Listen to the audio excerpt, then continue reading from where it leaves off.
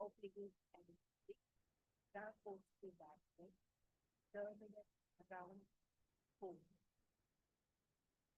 This runs with a pleomorphic filament. Non capsulated is phase cycle study. Young cultures are gram positive, all culture and wound spheres will be downstream. Cultural characteristics, they are obligate anaerobe, optimum temperature of 37 degrees Celsius, and they can grow at pH range of 10. They grow to ordinary medium, addition of blood, serum, enhances growth. Upon growth, colony will be irregularly round, 2 to 5 millimeter, fine branches.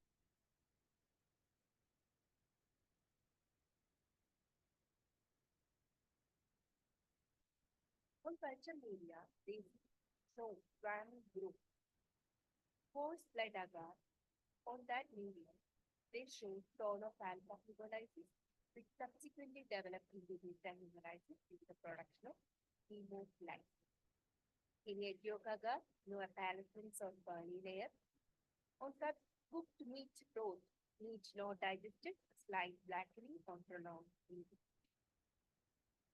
So, coming upon biochemical reaction, they are slightly proteolytic, no saccharolytic activity.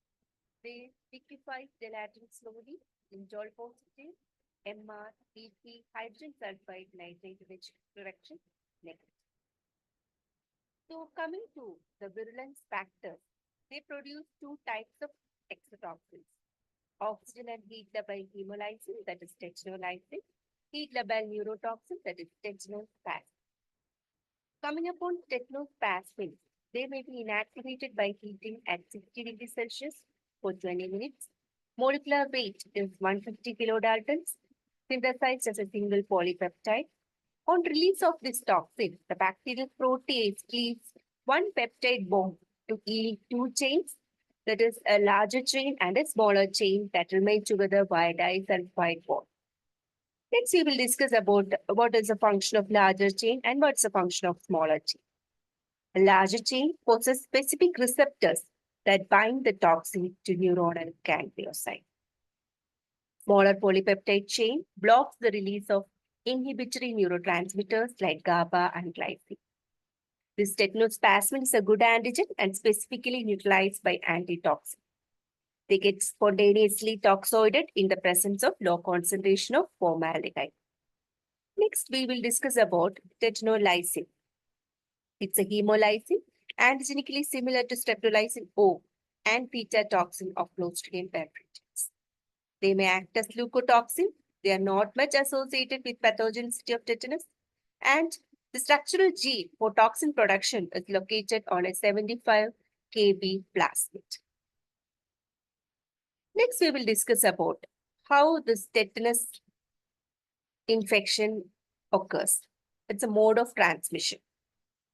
Mode of transmission is through contamination of wounds with spores, superficial abrasion, road traffic accident, thorn pricks.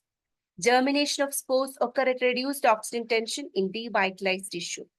Infections remain localized in wounds and produce potent diffusible exotoxin, that is tetanospasmin. Post-operative tetanus, we all know, imperfectly sterilized instruments, leakage, intestinal contents during abdominal surgery, dust containing spores in operation theaters, they may all lead to post-operative tetanus. Tetanus neonatal, this is an infection of umbilical wound of newborn infants causing septic abortion. No person-to-person spread is reported. So when tetanus toxin gets absorbed from the site of production and ascends to the central nervous system via motor nerves, what happens? They bind to peripheral nerve receptors and block the neurotransmitters, inhibit presynaptic release of inhibitory neurotransmitters like GABA and glycine, which will lead to spastic muscle contraction and rigidity. Spasms, first at the area of injury, followed by jaw muscles due to shorter length of cranial nerves, and they will cause a condition called trismus or lockjaw. So this is a diagram showing mechanism of action of tetanus toxin. Incubation period is 6 to 10 days. Muscles of face and jaws are affected. First symptom is lockjaw, muscle pain, stiffness, back pain, difficulty in swallowing. Neonates will feel difficulty in feeding, painful muscular spasm that may be localized, affecting limbs, generalized descending spastic paralysis. On the second week, autonomic disturbances, that is low or high BP, tachycardia, sweating, increased tracheal secretions, acute renal failure may result.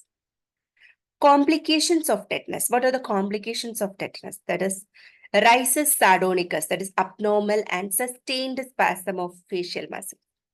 Opisthotonous position, abnormal body posture due to generalized spastic contraction of extensor muscles. Respiratory muscle spasm that block the airways. Otogenic tetanus that may be due to local suppuration like otitis media. Death often is due to the paralysis of respiratory muscles. So it is a very high mortality rate condition that is of 80 to 90% without proper treatment. Even with proper treatment, 15 to 50% is fatal. Tetanus neonatal and uterine tetanus, fatality rate is 70 to 100%. So next is clinical types of tetanus like generalized, cephalic, localized, neonatal. Okay, these are the types of tetanus. So this is the figure showing the complications like rhizus sardonicus and opisthotonous position. So next we will discuss about the diagnosis or how we should diagnose the tetanus. Diagnosis made clinically and lab tests done for confirmation. Specimens collected may be wound swabs, exudates tissue from wound. On gram staining, gram-positive bacilli with drumstick appearance.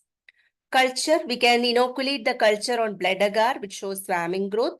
On cooked meat broth for subculturing.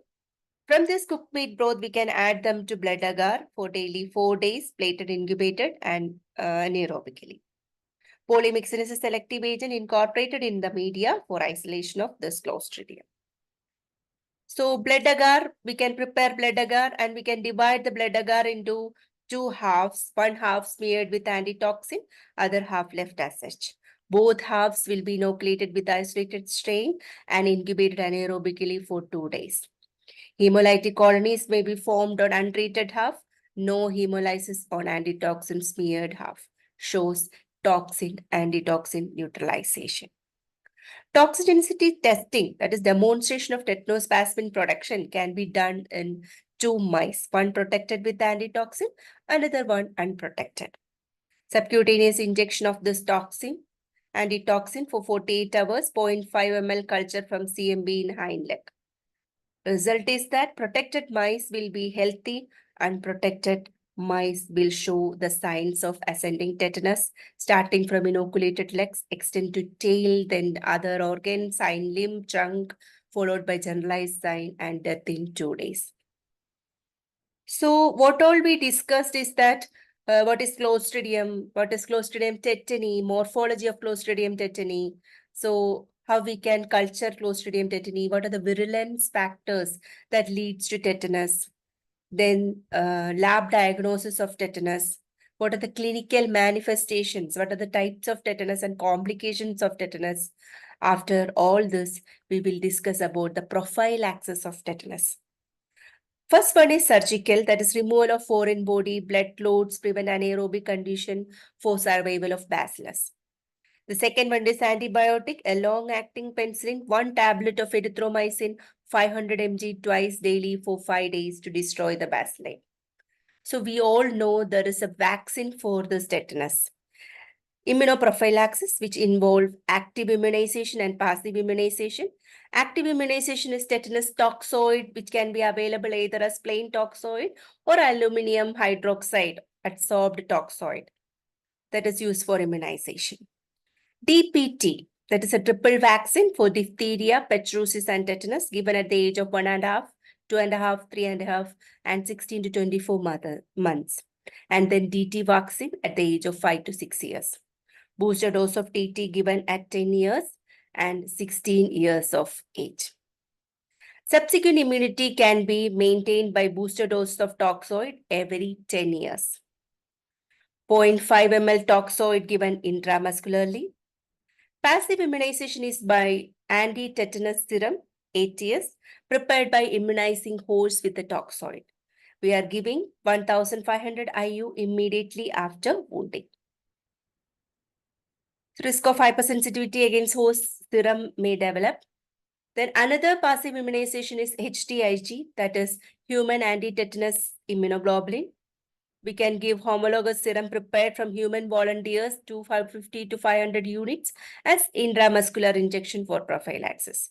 They have longer half-life and free from risk of hypersensitivity reaction as we are taking it from the human volunteers.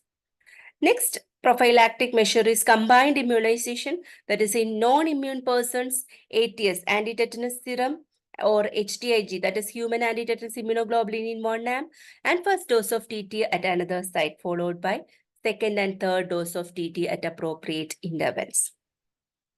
So students, this is all about Clostridium tetani. So what we had learned in this session is the morphology of Clostridium tetani. After that, what is the virulence factor that leads to tetanus? That is tetanus toxins, and what are the two types of toxins produced by Clostridium tetani? After that, what are the clinical manifestations and what are the complications of tetanus? Then lab diagnosis, how we can diagnose a tetanus condition. So what are the tests we can do for the proper diagnosis of tetanus? And last but not least, we had discussed about the prophylaxis of tetanus. What are the prophylactic measures we adopted to prevent tetanus? That's all for now. Thank you so much.